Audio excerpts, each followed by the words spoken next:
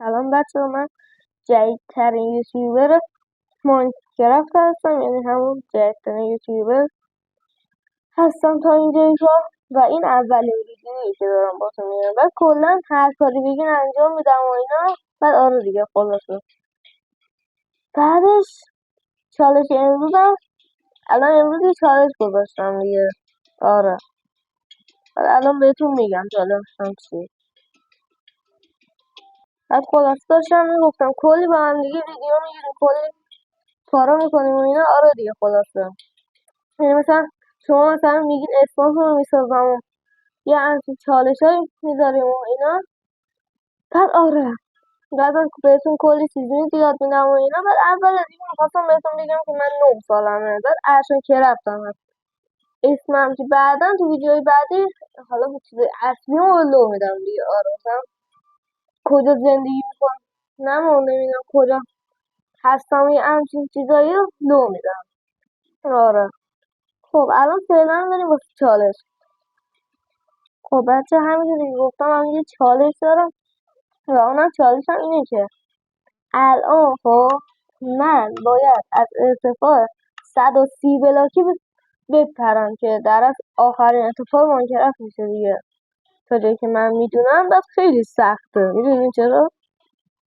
چون که ولی مثلا من که کاری ندارم، شاید بگی چیت زدی ولی خب من این کاری هست. آره خلاصه و الان بگم اگر میباختم، یعنی اگر میباختم وقت قیافه هم نشون میدم. اما از اونجایی که من خیلی واقعا دوست دارم قیافه هم شما نشون بدم، توی همین ویدیو بهتون نشون میدم و پارت بعدی در کار نیسته. خب ببینید 3 2 1 سلام. برای کلا من خیلی هزینه کردم برای یوتیوبر شدنم. آره خلاصه بچه ها من خیلی هزینه کردم جدا. پس این من دادم. آره بچه ها خلاصه من خیلی برای ویدیو گذاشتن و اینا هزینه کردم.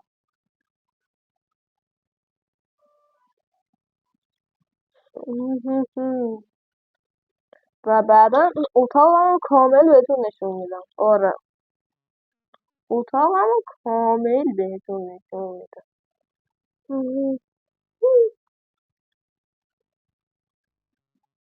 من احساس کنم خب مرسی که تو این ویدیو رو دیدید. بعد خدافظ تا من چشامو پیدا کنم. الان خب خدافظ.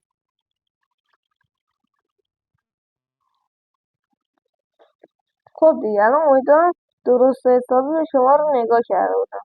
به چشم من چند